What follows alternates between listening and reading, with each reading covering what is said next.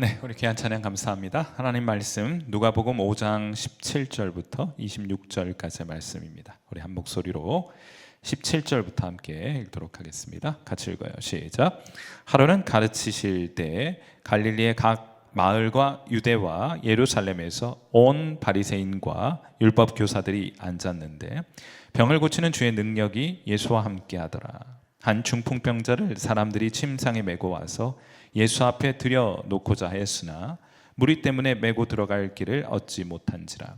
지붕에 올라가 기와를 벗기고 병자를 침상째 무리 가운데로 예수 앞에 달아 내리니 예수께서 그들의 믿음을 보시고 이르시되 이 사람아 내 죄 사함을 받았느니라 하시니 서기관과 바리새인들이 생각하여 이르되 이 신성 모독하는 자가 누구냐?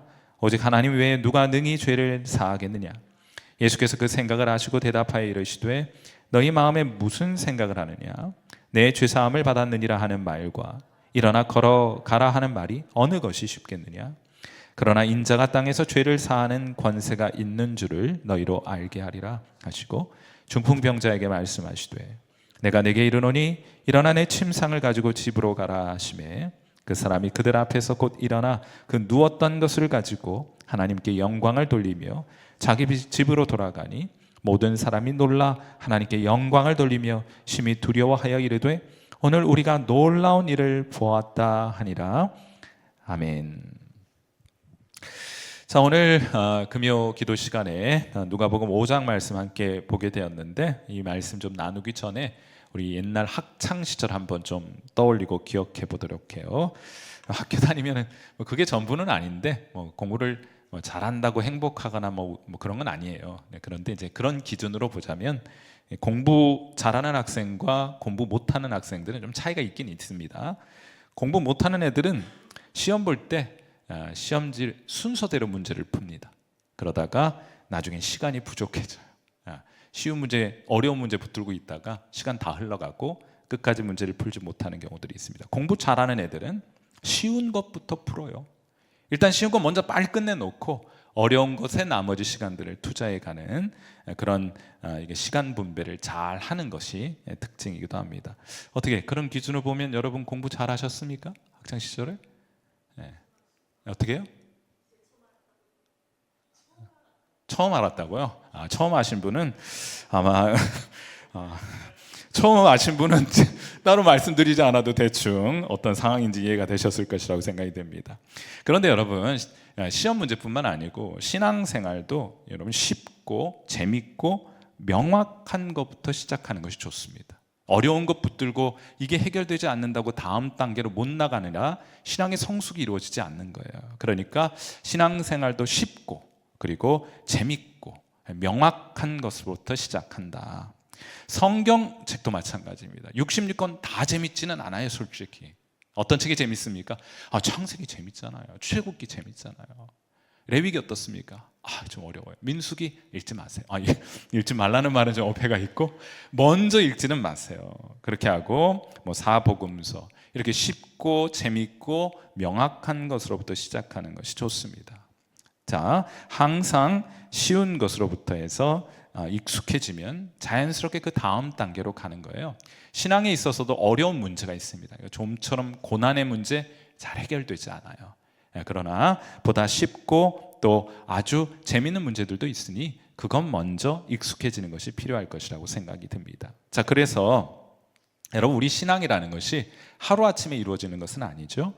연륜과 내공이 필요합니다. 기본기 잘 닦아 놓으면 그 다음 단계로 넘어갈 수 있게 되는 거예요. 제가 언젠가 이런 얘기를 들은 적이 있어요. 교회에 어떤 젊은 청년이 하나가 왔어요. 그런데 이 청년이 목사님에게 질문을 던졌습니다. 목사님, 말도 안 됩니다. 마리아가 처녀가 애를 낳다니요? 어떻게 처녀가 애를 낳습니까? 하니까 목사님이 이제 막 신학적인 답변을 하려고 했는데 옆에 듣고 계시던 할머니 집사님 한 분이 버럭 소리를 지르면서 말씀을 하시는 거예요. 아니, 마리아 남편인 요셉도 가만히 있는데 네가 왜 따지고 지랄이야? 지랄이 하더래요. 이 말 한마디로 상황이 완전히 종료가 되었습니다. 물론 이러면 안 되겠지만은 제가 드리고 싶은 말씀은 아무튼 이분의 내공이 대단하다. 뭐 그게 어렵지 않게 믿겨지는 거예요. 참 대단한 내공이라 생각했습니다. 여러분, 우리 요즘 젊은 세대는 새벽 기도회를 별로 중요하게 생각하지 않습니다. 이유가 많이 있죠. 생활 패턴이 달라졌기 때문이라는 거예요. 저녁 시간 늦게까지 일하거나 다른 일, 이제 생활 패턴이 그렇게 돼 있어서 새벽 시간 일어나기 어렵다. 여러분, 그런데 새벽 생활 패턴이 바뀌어서 새벽 기도회를 하기가 좀 어려운 상황이 되었고 그것을 중요하지 않게 생각하는 거 좋습니다. 그럼 다른 시간에 기도하느냐?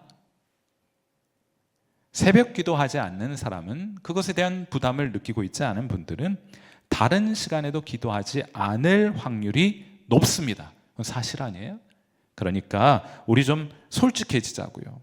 새벽 기도하기 어려운 생활 패턴이 아니라 그냥 기도하기 어려운 생활 패턴을 가지고 있는 것이라 말할 수 있는 것입니다.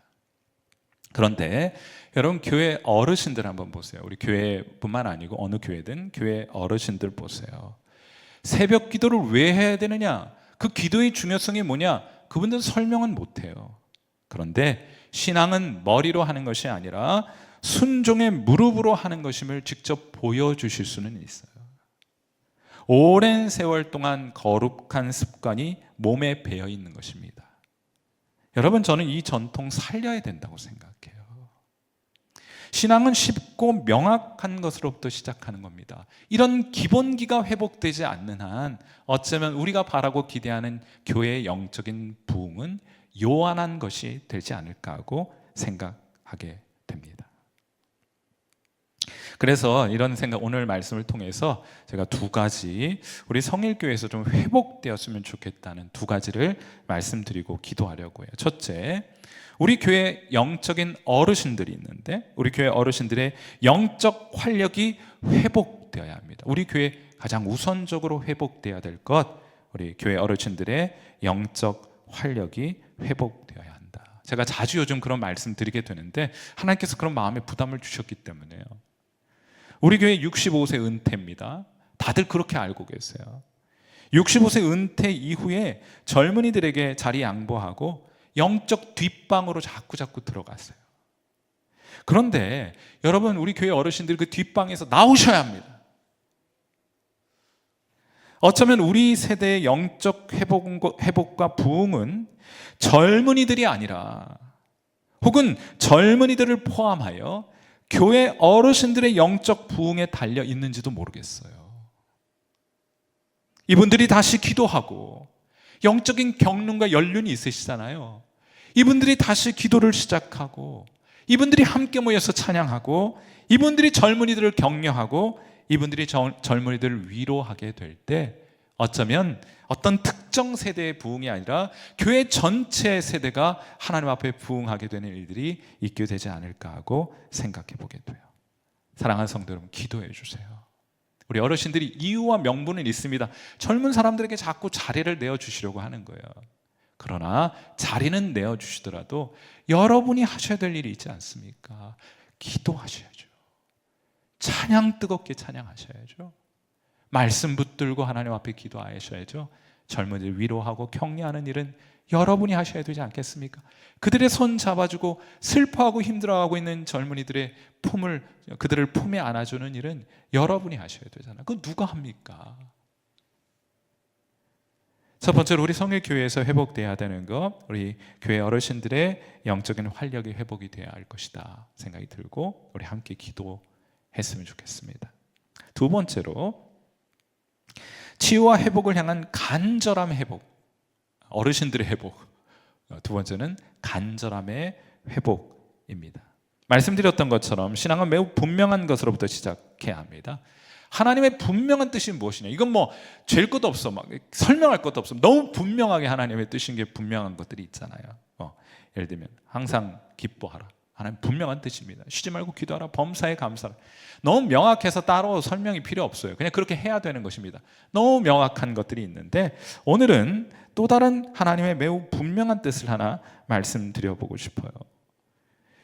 오늘 본문에 한 나병 환자, 오늘 본문 바로 전에 5장 말씀해 보시면은 한 나병 환자가 예수님께 나와서 심각한 피부병을 가진 한 병자가 예수님께 나와서 외칩니다. 주여, 원하시면 나를 깨끗게 해 주옵소서 하고, 예수님이 원하신다면 나를 깨끗게 하실 수 있으니 그 일을 제게 허락해 주옵소서 하고 그렇게 요청을 하게 됩니다. 예수님 이렇게 답변하세요. 누가복음 5장 13절 말씀입니다.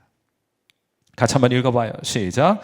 예수께서 손을 내밀어 그에게 대시며 이르시되 내가 원하노니 깨끗함을 받으라 하신대 나병이 곧 떠나니라. 아멘. 여러분, 매우 명확하게 예수님께서 원하시는 것을 우리에게 알게 하셨으니 예수님은 깨끗함을 받는 것을 원하십니다. 치료되고 회복되는 것을 예수님은 원하세요. 아주 명확하게 원하세요. 그리고 나서 예수님이 원하시는 게 무엇인지를 드러내고 천명하신 본문에 이어 중풍병 걸린 사람과 친구들의 본문이 등장하는 거예요. 그러니까 먼저 예수님 원하신다 이거예요. 깨끗함을 받는 걸 원하신다. 깨끗하게 해주시는 것을 원하신다. 그게 예수님의 원하심이에요. 그 다음 중풍병 걸린 사람과 그의 친구들이 등장합니다. 이들을 깨끗하게 해주시는 것이 예수님의 원함이에요. 그런데 사람이 해야 할 일이 있습니다. 우리가 해야 될 일이 있어요. 예수님을 만나야 될 것 아니겠습니까? 이 중풍병자가 예수님을 만나야 깨끗함을 받을 수 있지 않겠습니까? 깨끗함 받기를 원하시는 주님께 나아가야 깨끗함이 있을 것 아니겠어요? 그런데 중풍병에 걸려 걸을 수 없습니다. 명확해요. 목표는 예수님 만나 깨끗함을 받아야 돼요. 걸을 수 없으니까 어떡합니까? 침대를 들고 가자. 침대째 들고 뛰어갑니다. 도착해 보니까 사람들이 많아요. 목표는 매우 분명합니다. 예수님 만나 깨끗함을 받는 거예요. 사람 많다고 포기되지 않습니다. 그러니까 어떻게 해요? 지붕 위로 올라가요. 사람들 없는 곳 지붕 위로 올라가요. 지붕 위에 올라가 보니까 기와장으로 막혀 있지 않았겠습니까? 물론 기와장은 아니었겠지만은 우리식으로 표현하자면 기와장으로 막혀 있으니 어떡합니까? 기와장 뜯어내는 거예요. 예수님 만나는 게 목표이고 깨끗함 받는 것이 목표이니까 기와장을 뜯어내요. 기와장을 뜯어내도 예수님 저 멀리 있으니까 어떻게 해요?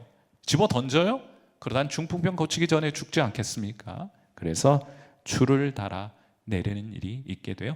결국 예수님 앞에 당도합니다. 그리하여 예수님으로부터 깨끗함을 얻게 됩니다.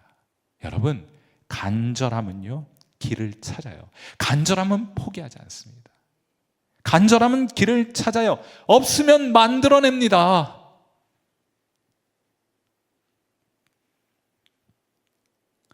이렇게 주님 앞에 나오니 중풍병자를 향해서 예수님이 이렇게 말씀하세요. 누가복음 5장 20절. 예수께서 그들의 믿음을 보시고, 여기 믿음이라는 표현 대신에 간절함이라고 넣어도 틀림이 없을 것 같아요. 이 문맥상에 있어서는. 간절함을 보시고 이르시되 이 사람아 내 죄 사함을 받았느니라 하고 선언하십니다. 아니, 중풍병 고쳐달라는데 죄 사함을 선포하는 것은 웬 말입니까? 무슨 말인가 하면 100만 원 달라고 했는데 하나님께서 100억 원 주신 거예요. 쉽게 말하면 죄 용서가 병 고침보다 상위의 개념이기 때문입니다. 더 큰 가치를 갖는 것이기 때문에요. 그것 안에 포함되어 있는 거예요. 여러분, 어떠한 경우에도 여러분도 중풍병자와 같은 상황이어서 막 걷지도 못하고 일어날 희망도 소망도 나을 가망성도 보이지 않는 상황 가운데 있다 할지라도, 어떤 경우에 여러분이 처해 있다 할지라도 믿음과 간절함만 잃지 않으면 돼요. 믿음과 간절함, 혹은 간절한 믿음만큼은 잃어버리지 않으면 됩니다. 제발 쉽게 포기하지 말아요. 너무 쉽게 포기하고 다른 길을 접어드는 경우를 너무 많이 봅니다. 예수 믿는 사람들까지도 너무 쉽게 포기해요. 예수님을 믿으십시오.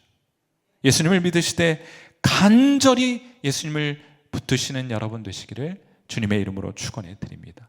반드시 깨끗함의 역사는 나타나게 될 것이니 여러분 간절함을 회복하는 은혜 있게 되기를 주님의 이름으로 축원해 드립니다. 그러니까 이제 뭐 그거를 영적인 근성이라고 말하자면 좀 근성이 있어야 돼요.